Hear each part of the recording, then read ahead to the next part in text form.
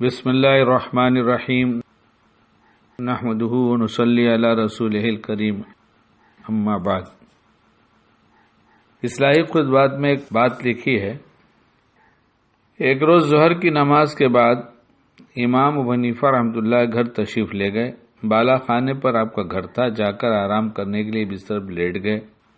اتنے میں کسی نے دروازے پر نیچے دستک دی۔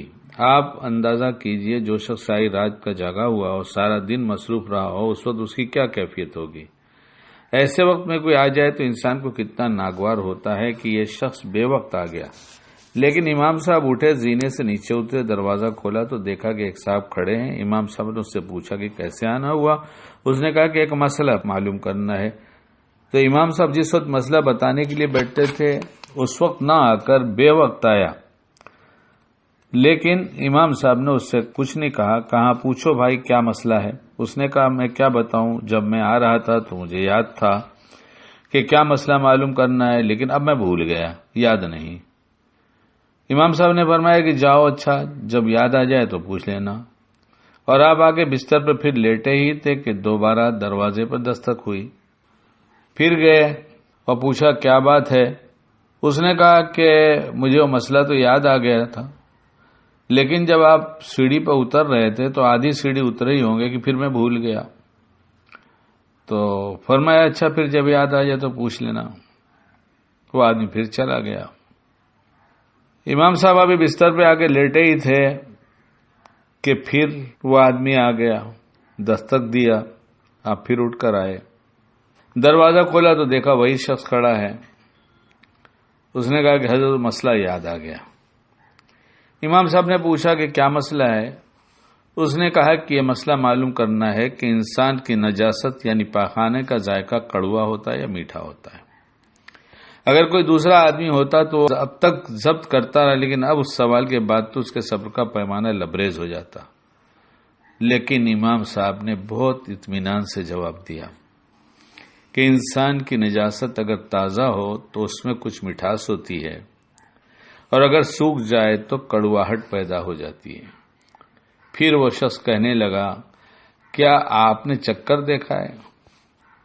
حضرت امام صاحب نے فرمایا کہ ہر چیز کا علم چکر حاصل نہیں کیا جاتا، بلکہ بعض چیزوں کا علم عقل سے حاصل کیا جاتا ہے، اور عقل سے یہ معلوم ہوتا ہے کہ تازہ نجاست پر مکھی بیٹھتی ہے، خشک پر نہیں بیٹھتی۔ اس سے پتہ چلا کہ دونوں میں فرق ہے، ورنہ مکھی دونوں پر بیٹھتی۔ جب امام صاحب نے جواب دے دیا تو شخص نے کہا امام صاحب میں آپ کے سامنے ہاتھ جوڑتا ہوں، مجھے معاف کیجیے، میں نے آپ کو بہت ستایا، لیکن آج آپ نے مجھے ہرا دیا۔ امام صاحب نے پوچھا کہ میں نے کیسے ہرا دیا؟ اس شخص نے کہا کہ ایک دوست سے میری بحث ہو رہی تھی۔ میرا کہنا یہ تھا کہ حضرت سفیان ثوری رحمۃ اللہ علیہ علماء کے اندر سب سے زیادہ بردبار ہیں اور غصہ نہ کرنے والے بزرگ ہیں، اور میرے دوست کا کہنا تھا کہ سب سے زیادہ بردبار غصہ نہ کرنے والے بزرگ امام ابو حنیفہ ہیں، اور ہم دونوں کے درمیان بحث ہو گئی، اور اب ہم نے جانچنے کے لیے طریقہ سوچا تھا کہ میں اس وقت آپ کے گھر میں آؤں جو آپ کے آرام کا وقت ہوتا ہے، اور اس طرح آپ کو 2-3 مرتبہ اوپر نیچے دوڑاؤں اور پھر آپ سے ایسا بیہودہ سوال کروں اور یہ دیکھوں کہ آپ غصہ ہوتے ہیں یا کہ نہیں۔